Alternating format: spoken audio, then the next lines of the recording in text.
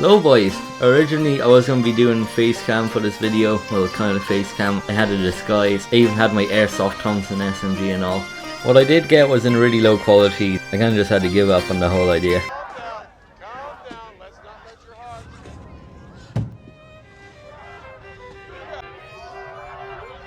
Real hero. You fucking...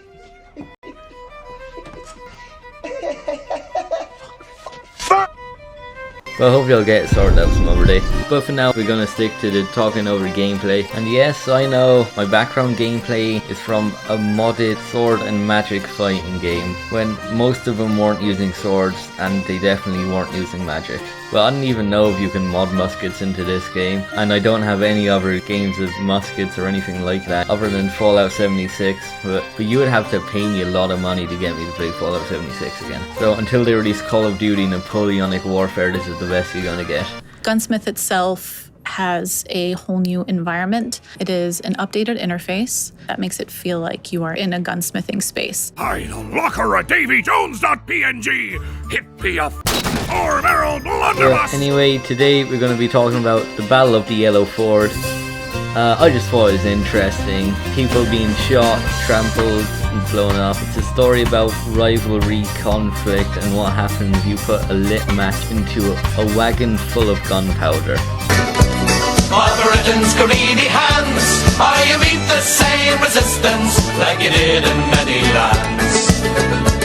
May the seagulls rise above your eyes, and the water crush your shell, and the natural gas will burn your ass, blow you all to hell. Okay, for the background, this takes place in Ireland in 1593, and you know, as we all know, there are 4 provinces in Ireland: Munster, Connacht, Leinster, Ulster. There was this one kid in my geography class who said that there are 3 provinces in Ireland, and that they are Munster, Ulster and Easter. Now I would do anything to see what his junior cert geography results are. This war took place in Ulster. You had Hugh O'Neill, who was the leader of a group of Gaelic Irish chieftains who decided to all be friends and stuff, because he was the Earl of Tyrone, which is a county in Ulster. And the 9 Years' War, which the Battle of the Yellow Ford takes place in, is sometimes called Tyrone's Rebellion. I have a map here to explain this a lot better than I am. This map's in January of 1600, which, you know, 7 years into the war. You have the Irish forces in red and the English forces in blue. I don't think it is even the British Empire at the time. I'm pretty sure it's like the Kingdom of England or whatever. And like Scotland and stuff was still independent. So yeah, this is going way back. Okay, why were they fighting? Well, the alliance of Irish chieftains wanted their home to be independent from foreign powers. I got a quote here and all. I got one here on O'Neill when he heard that the English army was coming. He sent his messenger to O'Donnell requesting of him to come to his assistance against this overwhelming force of foreigners who were coming to his country. Okay, that sounds kind of racist modern day, but he said it in 1597, so I reckon we could give him a pass. Well, the English wanted all that sweet, sweet land, power, money, and food exports, or just whatever they could get their hands on.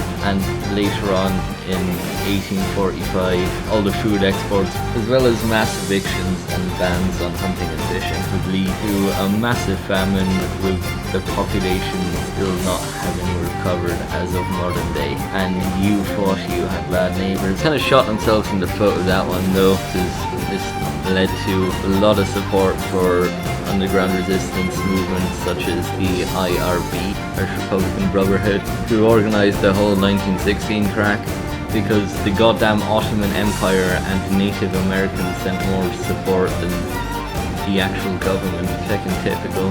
And of all the people who died for like no reason when it could have easily been avoided, a lot of people would see RIC guy walking down the road or whatever, and before it'd just be normal. But afterwards they'd be like, you know what, that guy looks very flammable / combustible. But anyway, it's 1598. You had on the English side Sir Henry Benegal as leader, and on the Irish side you had Hugh O'Neill. And these guys actually had a rivalry because Hugh O'Neill actually married Henry Benegal's sister, so you know, it's kind of personal. Henry Benegal had arrived to help a fort which was under siege by Irish forces. So they marched all the way from Dublin to Armagh. Neil heard about this, so he dug things like trenches as well as launching attacks against the advancing army. Basically just make it as much as a hassle as possible to get 4,000 lads to walk in a straight line across the country, as well as the fact that this was an area with trees, bogs, swamps, hills, that sort of crack. And that Benegal guy even knew that they're going to be ambushed on their way there, but definitely underestimated them and was waiting until he could get into a pitched battle so he could win that way. Benegal had 3,500 foot soldiers, 300 cavalry, several pieces of artillery with muskets and stuff, while O'Neill had 5,000 men, with maybe 80% of them having things called calviers, which are smaller, more mobile muskets, which is some pretty high tier loot for an Irish chieftain in the late 1500s. Benegal also had a thing called a saker, S-A-K-E-R, a cannon which weighed 2,500 a 3,000 pounds, which had to be moved with oxen, and it was getting stuck every 10 score end, whatever that means. Yeah, I got stuck and I had to leave it there. The English had 2 regiments, 2 forward, 2 centre and 2 at the back. Cavalry at the centre, and that is left. They kept getting ambushed. The English pushed further. He crossed a boggy ford, the Yellow Ford, which is why the battle is called the Battle of the Yellow Ford, just in case you're wondering. They crossed over a hill and an undefended trench where they saw a fort, and the lads being sieged looked very happy. I have some bad news for them though. The rear regiment can figure out how to cross the river. The rest of the English army couldn't figure out how to cross Drumcullen Hill. O'Neill sent more men to attack the English, which made them have to switch to their pike. O'Neill switched to his guns, torn to shreds with close range gunfire, and then he sent in his horses and swordsmen to open up gaps in the defence. The main guy who's leading his group of English soldiers was Sir Richard Percy, who was ordered to retreat back over the trench, but they kind of fumbled at this, which led to a bunch of people being trampled. I have a quote here. Falling over one another, they filled the dike. Is that a slur? Too late now. And were trodden down where they fell. Nice. So Benegal decided to do the dirty work himself. He charged down the hill, he drew his weapon, and he got shot in the face.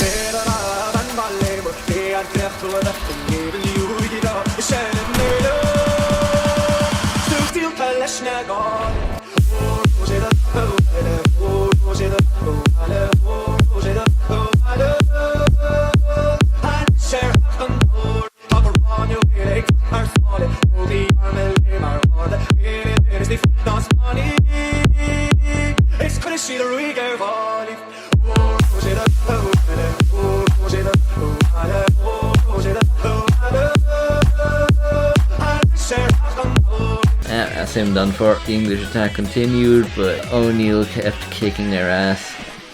It was not looking good for the English, but luckily a supply of gunpowder from a supply train came in. One English soldier in particular was so happy about this, he forgot he had a lit match in his hand as he reached in to grab some gunpowder. Scheiße. Kaboom. It doesn't say how big of an explosion this was, but it says 200 to 400 pounds of gunpowder exploded right in the middle of the English position, killing and wounding scores, whatever scores means, and the hill was left with a bunch of black smoke all over it, so it probably was a fairly big explosion. The lad called Wingfield ordered a retreat to Armagh, but whoever was in charge at the English rear either did not get the command or refused to obey it, or was carbonized by a certain gunpowder explosion, we do not know, and decided to launch a second counterattack, which was quickly crushed. Wingfield managed to somewhat get it in control control, which saved 500 lads. Then they actually retreated, and out of the only piece of good luck for the English army that day, the Irish started to run low on gunpowder. The English were also presumably running low on gunpowder too, seeing as most of it exploded in their face, and eventually they retreated. The aftermath, 1,500 English soldiers dead, 18 captors or officers killed, or captains or officers killed, or I said that right. 300 English soldiers deserted to the Irish Alliance. They sent out 4,000 soldiers and only 2,000 returned. The lads in the fort were probably fair mad. They done a bit of negotiations afterwards, and the English agreed to leave all their arms and ammunition behind, and that the garrison of the Blackwater fort surrendered, with the most badly wounded English soldiers being left in Arcomac and Vidro to try and recover from the gunpowder explosion to the face. Yeah, according to the English, 200 to 300 of O'Neill's army was killed, but they're kind of overestimating that, because it's kind of embarrassing to get your ass kicked by a bunch of hillbillies with sawn-off muskets. Anyway, even if the numbers are correct, 200 to 300, even if we go on the low end and say that there were 200 killed, 200 English soldiers actually decided to join forces with O'Neill. So overall, at the end, he could have easily made a profit in the amount of soldiers he had, as well as all the gear and stuff he captured. And after the battle, a bunch of the Irish lords who are neutrals knew this O'Neill guy was fairly dangerous, so decided to be friends with him.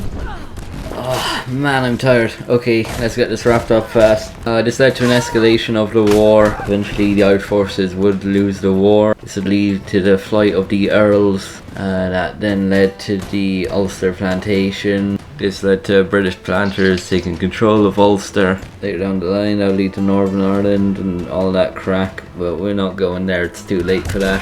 I don't have enough energy to be talking about Northern Ireland at this hour. Alright boys, I'm gonna leave it here. You know the usual, more videos coming soon, like and subscribe. Alright, see ya. Of such a man I like to speak rappery by name. Indeed, his family dispossessed and slaughtered, with a price upon his head. His name is known in song and story, and his deeds are legend still. And murdered for blood money was the young knight of the hill.